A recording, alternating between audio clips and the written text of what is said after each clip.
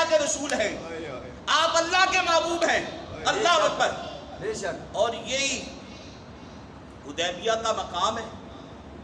حضور علیہ السلام جب صحابہ سے بیعت رضوان لے رہے تھے، کیکر کا ایک درخت ہے اس کے نیچے بیٹھ کے حضرت عثمان حضور کے سفیر بن کے مکے میں چلے گئے.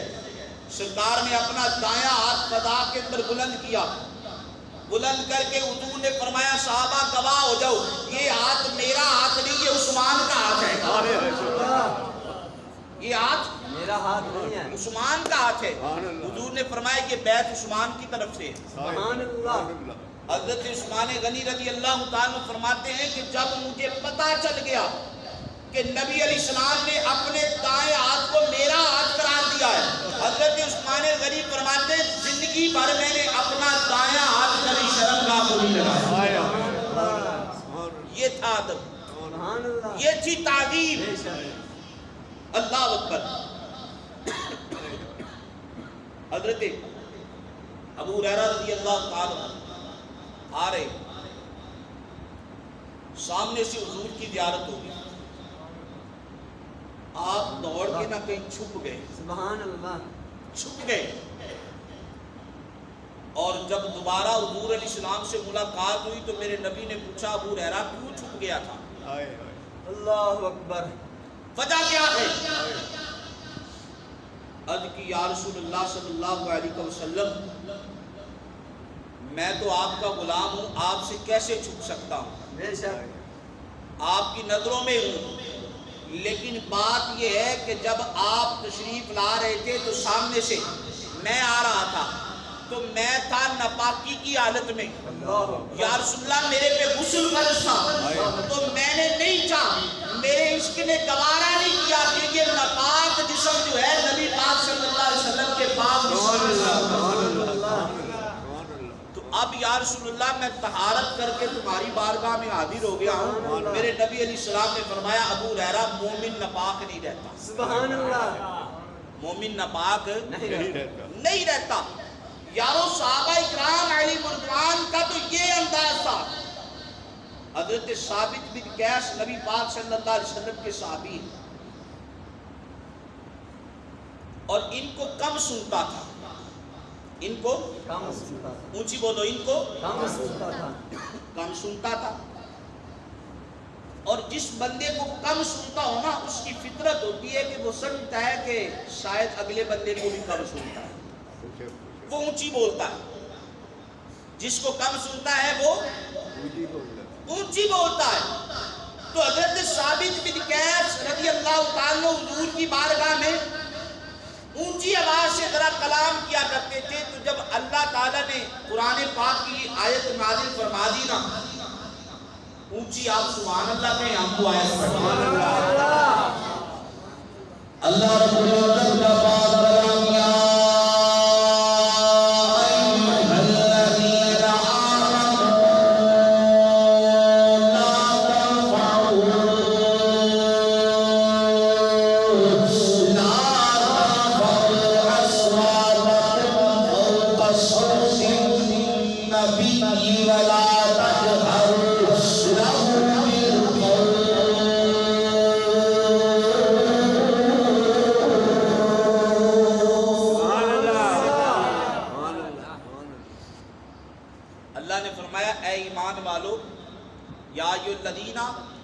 آمنوا لا ترفعوا اصواتکم فوق صوت النبی.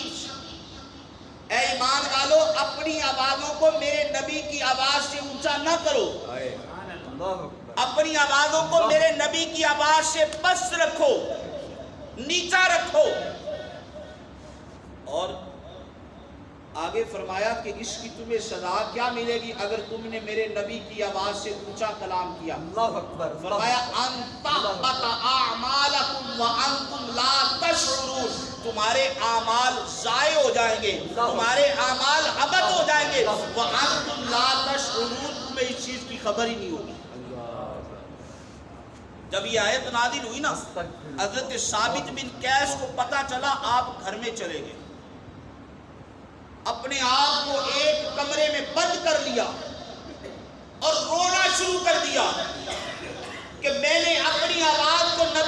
السلام کی آواز سے اونچا کیا ہے، اور لگتا ہے کہ میرے رب نے یہ آیت میرے لیے نازل کی ہے، میں تو جہنم کا حقدار بن گیا۔ اللہ اکبر، اللہ اکبر۔ گھر سے باہر نہیں نکلے، کئی دن روتے رہے۔ ایک دن حضور نے صحابہ کے جھرمٹ میں فرمایا میرا غلام ثابت کہاں پہ گیا؟ اونچی بولو ذرا سبحان اللہ۔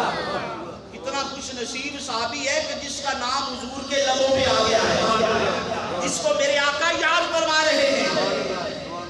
صحابی کھڑے ہوئے ان کی یا رسول اللہ پتہ نہیں ہے، لیکن حضور آپ اجازت دے تو میں ان کی خبر نہ لے کے آؤں، میں ان کی خبر نہ لے کے آؤں۔ میرے نبی نے فرمایا جاؤ۔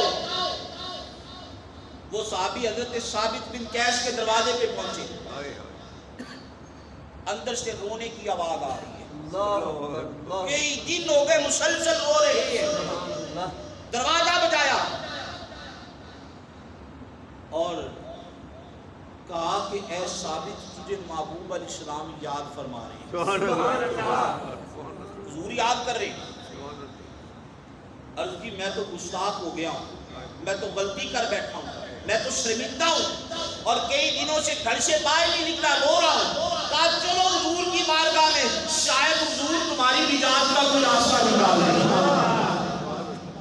حضور کی بارگاہ میں آدمی رو رہے، دھاڑے مار مار، یا رسول اللہ رب نے لگتا ہے یہ قرآن کی آیت میرے لیے نازل کی ہے، میں تو جہنمی ہو گیا ہوں۔ میرے محبوب علیہ السلام مسکرائے، حضور نے فرمایا ثابت کون کہتا ہے تو جہنمی ہے؟ تو جہنمی نہیں ہے، تو میرا صحابی ہے، جنتی ہے، تو جنتی ہے۔ کیوں؟ میرا صحابی ہے، میرا غلام ہے۔ اللہ اکبر۔ یارو نبی پاک صلی اللہ علیہ وسلم کے صحابہ تو وہ تھے کہ حضور کی بارگاہ میں صحابہ کہتے ہیں کہ جب یہ قرآن کی آیت نازل ہوگی نا تو صحابہ حضور کی بارگاہ میں ایسے بیٹھا کرتے تھے سروں کو جھکا کے کہ جیسے ان کے سروں پہ پرندے بیٹھے ہوئے، سبحان اللہ، ان کے سروں پہ پرندے بیٹھے ہوئے، اور اگر سر کو ہلائیں گے تو کئی پرندے اڑ نہ جائیں۔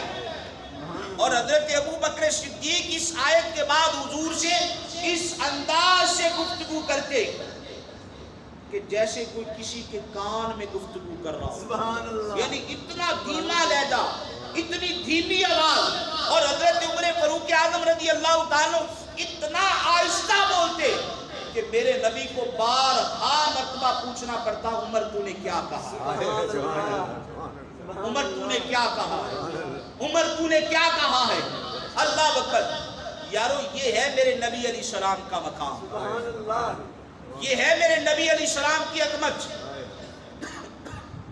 اور حضور کی عظمت کو یہ غلام ہی حضور کے جانتے ہیں۔ سبحان اللہ، ہیں یہ ڈمار کے کتے کیا جانے کہ نبی پاک کا کیا مقام کیا ہے، مقام ہے، یہ فرانس کے خنزیروں کو کیا پتا کہ اللہ نے اپنے محبوب کو کیا عظمت عطا فرمائی ہے، یہ بھارت کی بغیرت عورت کو کیا پتا کہ اللہ نے اپنے محبوب علیہ السلام کو کیا عزت اور عظمت عطا فرمائی ہے۔ یہ تو نبی پاک کے غلام ہی جانتے ہیں کہ نبی پاک کا مقام کیا ہے۔ سبحان اللہ، یارو حضرت یوسف علیہ السلام آپ جب قیدی بن کے مصر کے بازاروں میں گئے نا اللہ اکبر، اللہ اکبر، تو ساری قوم نے حضرت یوسف علیہ السلام کو غلام کہا۔ سبحان اللہ، کیا کہا؟ غلام کہا، کہ یہ غلام ہے، یہ نوکر ہے۔ تو علماء لکھتے ہیں کہ یہ غلام کہنے کا ان پہ وبال کیا نازل ہوا کہ 7 سال حضرت یوسف علیہ السلام کی قوم پہ قحط رہا، اللہ اکبر، اللہ اکبر، 7 سال تک قحط رہا۔ کیوں؟ نبی کو غلام کہا جا رہا ہے۔ اللہ وہ بے ایمانو، نبی غلام نہیں ہوتا، نبی تو پوری امت کا امام ہوتا ہے۔ اونچی بولو ذرا سبحان اللہ، اور اونچی بولو ذرا سبحان اللہ۔ 7 سال تک قحط رہا۔ آج دیکھو جگہ جگہ پہ میرے نبی کی کبھی کوئی فرانس کا کتا گستاخی کرتا ہے، اللہ اکبر کبھی کوئی ڈمارک کا خنزیر بھونکتا ہے، اللہ اکبر کبھی کوئی بھارت کی ملونہ نبی پاک کی گستاخی کرتی ہے، تو کبھی پاکستان کی آسیہ ملونہ نبی پاک کی شان میں بھونکتی ہے، اللہ اکبر اور حضور کی امت سوئی پڑی ہے۔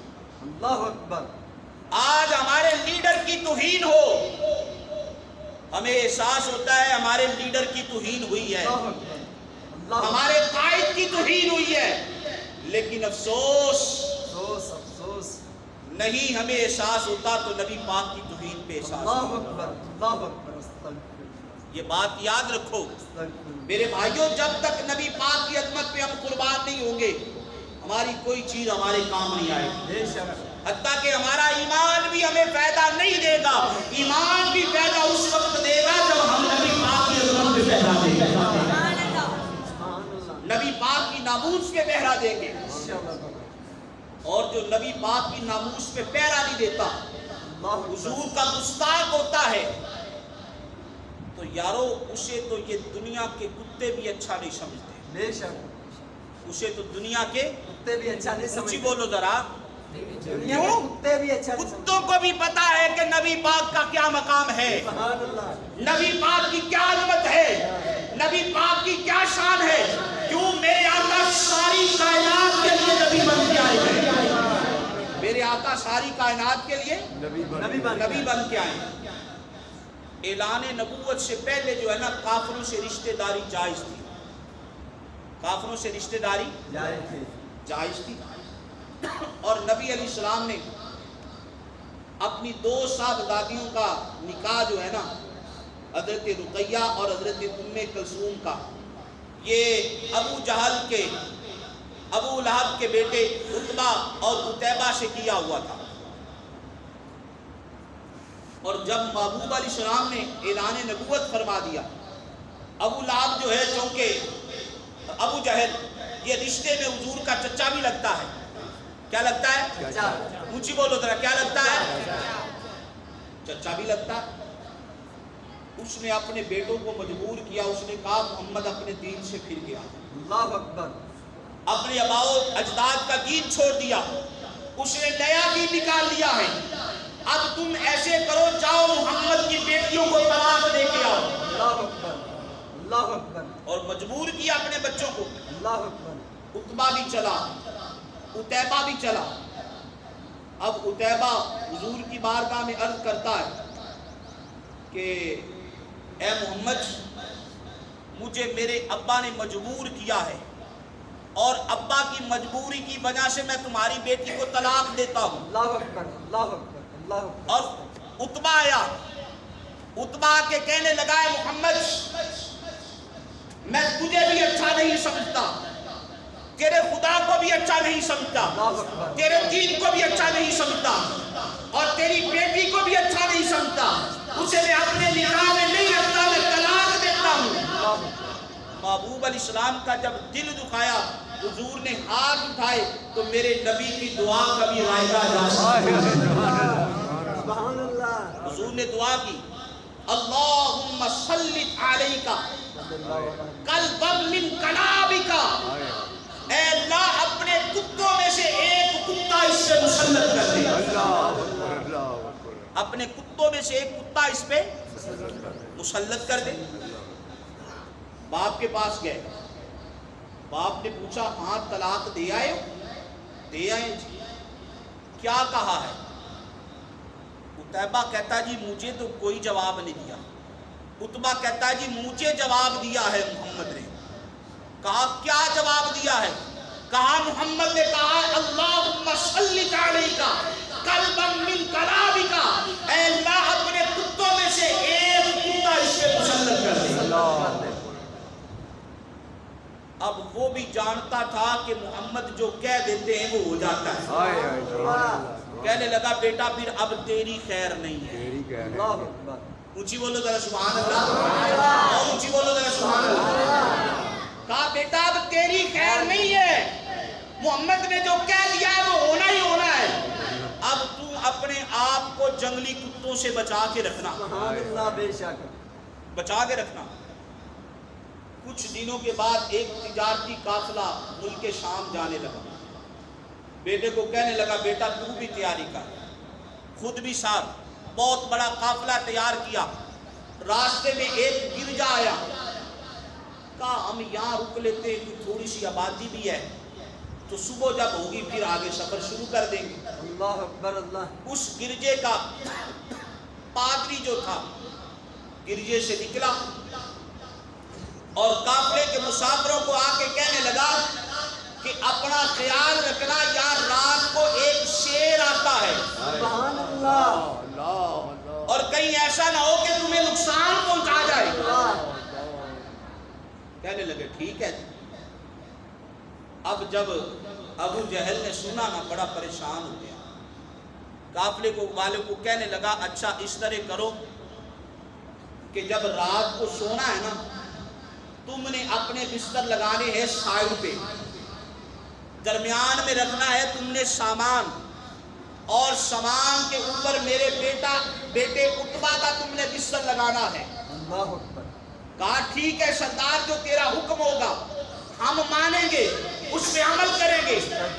اب سارے قافلے والوں نے سامان ایک جگہ پہ جمع کیا, اونچی ڈھیری لگا دی اور اس پہ عتبہ کا بستر لگایا. کہا عتبہ تو نے یہاں پہ سونا ہے, اور سائیڈوں پہ سارے قافلے والوں نے اپنے بستر لگا لی. جب آدھی رات کا وقت ہوا نا تو ایک شیر آ گیا. بولو ذرا سبحان اللہ, اونچی بولو ذرا سبحان اللہ. کیوں؟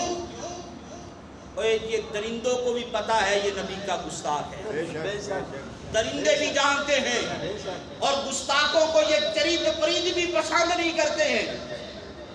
اب سارے منہ پہ چادریں ڈال کے سوئے ہوئے. شیر آیا, اس نے ایک کے منہ سے کپڑا ہٹایا, سونگا دوسرے کے پاس, تیسرے کے پاس, چوتھے کے پاس. حدیث پاک میں آتا ہے سارے کے منہ سے کپڑا ہٹا کے ان کو سونگتا کہ گستاخی کی بدبو کس بے ایمان کے منہ سے آتی ہے. کون گستاخ ہے؟ اللہ اکبر. جب ساروں کو سونگ لیا پتا چلا یہاں گستاخ نہیں ہے, سمجھ گیا وہ جو چوٹی پہ سویا ہوا ہے وہی نبی کا گستاخ ہے. شیر نے چھلانگ لگائی اور جا کے عتبہ کو چیر پھاڑ کے واصل جہنم کر دیا. اللہ اکبر. یارو جب قافلے والے اٹھے انہوں نے دیکھا تو اب ابو جہل بھی مان گیا کہ واقعی جو محمد نے کہا تھا وہ سبحان اللہ. اعلیٰ حضرت فاضل بریلوی عظیم البرکت عظیم البرکت مجدد دین و ملت مولانا شاہ امام محمد رضا خان فاضل بریلوی رحمۃ اللہ تعالی علیہ آپ وقت کے اندر آئے. آپ نے فرمایا اجابت کا سیرا عنایت کا جوڑا, اجابت کا سیرا عنایت کا جوڑا, تلنگر کے نکلی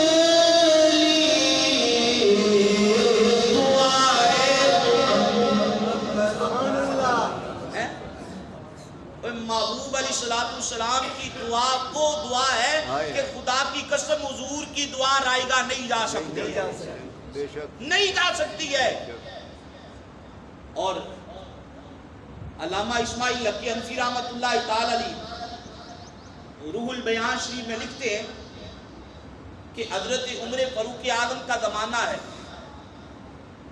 لوگ حضرت عمر کی بارگاہ میں حاضر ہوئے اور آ کے اپنے امام کی شکایت پیش کی. کیا شکایت؟ کہ حضور ہمارا جو امام ہے نا وہ روزانہ سورت عبس کی نماز فجر میں تلاوت کرتا ہے. عبس وتولی ان جاءہ الاعمی وما یدریک لعلہ یزکیٰ. حالانکہ یہ قرآن اور 30ویں پارے کی سورت ہے. حضرت عمر فاروق اعظم نے فرمایا اس امام کو بلایا جائے. امام آ گیا.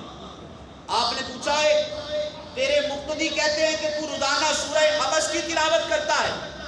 عبس وتولی ان جاءہ الاعمی وما یدریک لعلہ یزکیٰ. روزانہ یہ تجھے کوئی اور صورت نہیں آتی؟ سبحان اللہ. کہا مجھے اس صورت سے محبت ہے. اللہ اکبر.